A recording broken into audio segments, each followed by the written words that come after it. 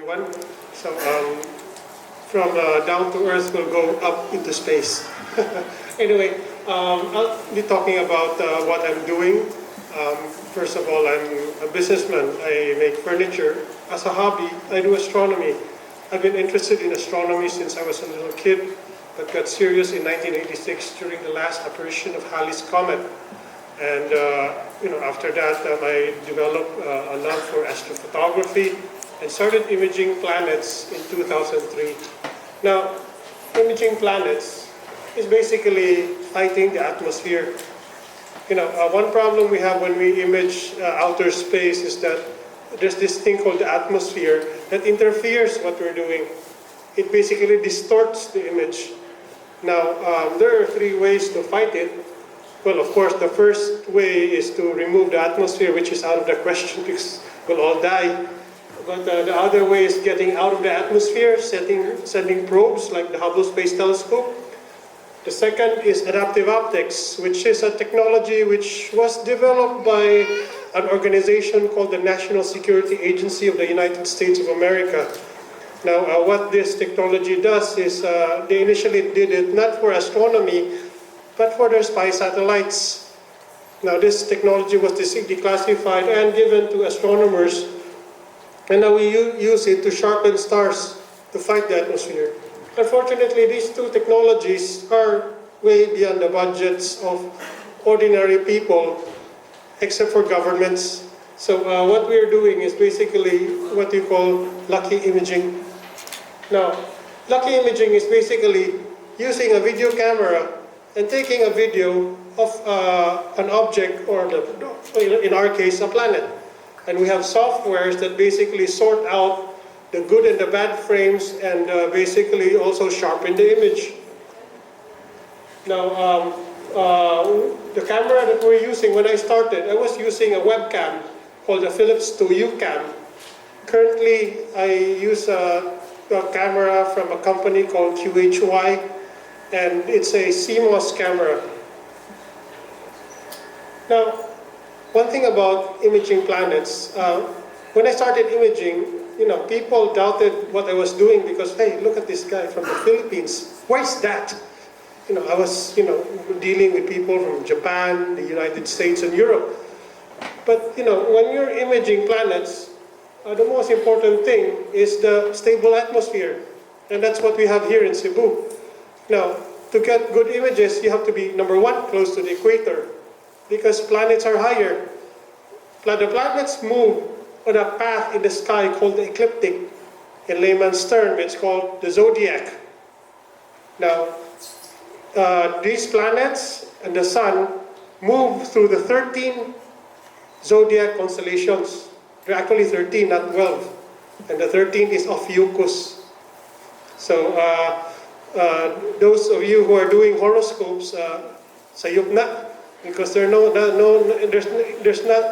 it's not 12 constellations, but 13. And in fact, it's wrong by 1 month. Because example, right now, it's supposed to be in Gemini, but it actually is in Taurus. So it's 1 month late, the horoscopes that we have. At any rate, we have a very stable atmosphere, not only because we're close to the equator, but because we're close to the sea. The sea, the laminar air, or the laminar flow, which is wind from the sea, stabilizes the atmosphere. Now, in my case, I got my 5 minutes of fame when I discovered the second red spot of Jupiter. This is the red oval BA. This is a storm that was white, initially white.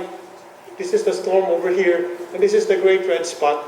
Now, the reason why this became a big thing was because the other red spot is this big thing over here, the great red spot. And the great red spot was basically first observed in the 17th century. So it took almost about 400 years for the next major red spot to appear, or, by the way, sorry, 500 years. And by the way, this telescope that I used to discover, actually, it was a barrel telescope from a friend from Japan. And last year when I went to Japan, it was quite emotional because after 10 years, I was back, reunited with this telescope that I use to discover the red spot. Now what is this?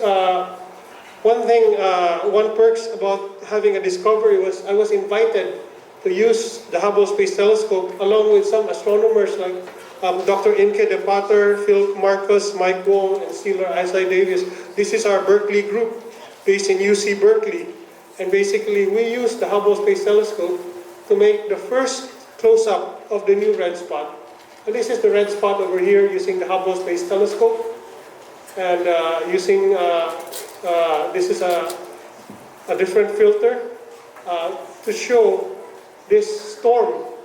This storm is actually very huge. It is an anticyclone. You can see it over here. It's about the size of the Earth, and you know how powerful it is. It's about 500 kilometers per hour. So it's basically the second biggest storm, or the second biggest anticyclone in the solar system right now. Now, one other thing that I've been doing was that this image of Saturn over here, I was involved with this. This is a Hubble Space Telescope image of the quad transit of Saturn. This happened in 2009 when I was playing with the software. I discovered that on this day, on February 24, 2009, that 4 moons would cross the face of Saturn. This is actually a very rare occurrence. So I called my friend Mike Wong, who's my partner in Berkeley, to, he has contacts with the Space Telescope and Science Institute, whether we could use the Hubble Space Telescope. Then I got an email from him saying that he was doing some OJT with the Space Telescope and Science Institute, and we got 3 orbits from Hubble. So this image of Hubble became one of the top 100 image of the Hubble Space Telescope. Now, my second 5 minute of fame occurred in June 3, 2010. Now, this is the first ever impact detection here on Earth on an impact on Jupiter. You can see here, this is you can see the flash here, and over here you can also see the flash over here. This is a super bolide, basically a small asteroid the size of about 20 meters struck Jupiter at it was about 1 megaton. So it's like a hydrogen bomb exploding on Jupiter. And one thing interesting was that after that discovery between me and Anthony Wesley in Australia, we were able to get the Hubble Space Telescope, the Gemini North, which is in Mauna Kea, and a very large telescope in Las Campanas in Chile. And we were able to do follow-up observations with this, with the impact. Unfortunately, there were no remnants, unlike the previous major impacts like Schumacher-Levy and the Berg impact or the Wesley impact of 2009, where it had an impact scar. In this case, it was concluded that this was the first ever super bolide detection, and it became a new science in astronomy. Now, another thing that I was able to do during, I think, 2011, there was a huge storm that appeared in Saturn, and we teamed up with a Cassini. Cassini is a spacecraft that's currently on orbit on Saturn, and we did the support for Cassini, and these are my images of that storm. You can see this is a Cassini image. The Cassini, of course, is in Saturn. It's a satellite there. And one thing which really got us excited was that we were able to publish a paper in a very prestigious journal, Nature. And this is actually my second paper in Nature where I co-authored this paper. And we found out that this storm is actually a huge thunderstorm. And one thing about this thunderstorm is that it became the largest storm in the solar system. It went around the planet. It's even bigger than the Great Red Spot. So if you think that the thunderstorms we have in Cebu is big, this is much bigger. And this thing lasted over 6 months. So mahitabo na dire, I think Cebu will become like Venice. Baha na yun. Now, one other thing that I do collaboration is with the Thais. I do collaboration with the National Astronomical Research Institute of Thailand. Now, I'd like to talk a little more about this because I was so impressed with the Thais.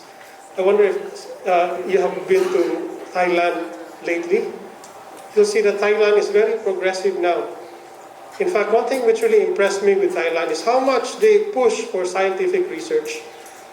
They have an organization. This organization is to promote astronomy, not just to have people become astronomers, but to get people into the sciences.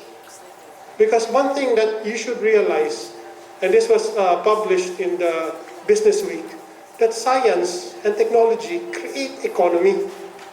Whenever you develop new technology, you create a new economy. And the thing is, you cannot create a new economy or new science without research. And basically, Thailand is something that we can emulate. Thailand was able to reduce poverty from 18% to 1.4%, or no, 2.4% in 10 years. So all I can say is, we're not hopeless. And one thing which really broke my heart is when I asked my friend, which is the assistant minister of NARIT, how did you do it? The answer was, we learned it from you. We learned it from the Philippines. So those of you who are old enough, we know that the Philippines was one of the top economies in the 60s, 50s. I wasn't born then, but I think you know that we were the top economy in Asia during the 50s and 60s, and right now, unfortunately, we're at we're close, we're to the bottom. Now, this is the project that I'm working right now. This is Juno, and this is a spacecraft that's currently on Jupiter, and I'm very involved with this right now. This spacecraft arrived in Jupiter last year on July 4, and we were able to do support for the spacecraft. During that time, July 4, I was in Mount Wilson Observatory in Los Angeles. This is a historic observatory. In fact, this is where astrophysics was born. We were asked by the team in JPL to image Jupiter as the spacecraft approached Jupiter. Of course, before that, we had a conference with NASA astronomers in Observatory de la Côte d'Azur in Nice, France, last May, to basically brief us on what Juno will be doing. And basically, Juno, we're involved with this spacecraft. And one thing about this spacecraft, it has a weird, it's a different orbit from previous spacecraft. It goes close to Jupiter, and this orbit is once every 54 days. It was supposed to be 14 days, but they were not able to reduce the orbit to 14 days because of a problem with the valve. But at any rate, this spacecraft has astounded us. These are the images of Junocam. It's we've never seen images like this before. This is the highest resolution image of Jupiter ever. But one thing interesting about this spacecraft is that it allows us to basically allows the public to get involved with the spacecraft. Anyway, I'm going to end my talk with a short video discussing about how you can get involved with Juno. This is a documentary from Discovery Channel. Thank you.